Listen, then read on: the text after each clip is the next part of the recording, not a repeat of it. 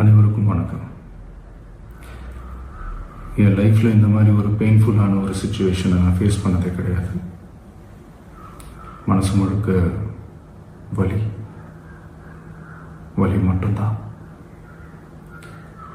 இந்த சுற்றுப்பயணத்தில் என்னென்ன மக்கள் பார்க்க வராங்க, அதுக்கு ஒரே ஒரு காரணம் தான், அவங்க என் மேலே வச்சிருக்கிற அன்பும் பாசமும். அந்த அன்புக்கும் பாசத்துக்கும் நான் எப்பவும் கடமைப்பட்டிருக்கிறேன். அதனால தான் இந்த சுற்றுப்பயணத்தில் மற்ற எல்லா விஷயங்களையும் தாண்டி மக்களுடைய சேஃப்டி, அதில் எந்த காம்ப்ரமைஸும் பண்ணிடக்கூடாதுன்றதுக்காக தான் அது என் மனசில் ரொம்ப ஆழமாக இருக்கும் அந்த எண்ணம். அதனால தான் இந்த அரசியல் காரணங்கள் எல்லாத்தையும் தவிர்த்துட்டு ஒதுக்கி வச்சுட்டு மக்களோட சேஃப்டி மட்டும் மைண்டில் வச்சுக்கிட்டு அதுக்கான இடங்களை சூஸ் பண்ணுறது, அதுக்கான இடங்களை பார்த்து பெர்மிஷன் கேட்குறது, போலீஸ் டிபார்ட்மெண்ட்டில் அதை ரிக்வெஸ்ட் பண்ணி கேட்போம்.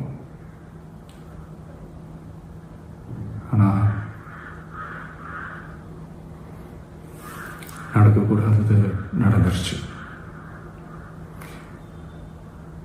நானும் மனுஷன் தானே. அந்த நேரத்தில் அத்தனை பேர் பாதிக்கப்பட்டு இருக்கும்போது எப்படி அந்த ஊரை விட்டுட்டு என்னால் கிளம்பி வர முடியும்? நான் திரும்ப அங்கே போகணும்னு இருந்துச்சுன்னா அதை ஒரு காரணம் காட்டி அங்கே வேறு சில பதட்டமான சுச்சுவேஷன்ஸ், வேறு சில சம்பாவிதங்கள், அந்த மாதிரி எதுவும் நடந்துடக்கூடாதுன்றதுக்காக தான் நான் அவாய்ட் பண்ணேன்.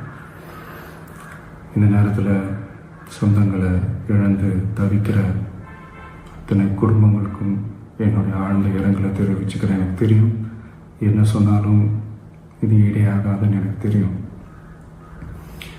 ஹாஸ்பிட்டலில் ட்ரீட் பண்ணிகிட்ருக்கிற எல்லாருமே சீக்கிரமாக க்யூர் ஆகி வரணுன்றது இந்த நேரத்தில் நான் வேண்டிக்கிறேன். கூடிய சீக்கிரமே உங்கள் எல்லாரையும் நான் சந்திக்கிறேன். இந்த நேரத்தில் எங்களுடைய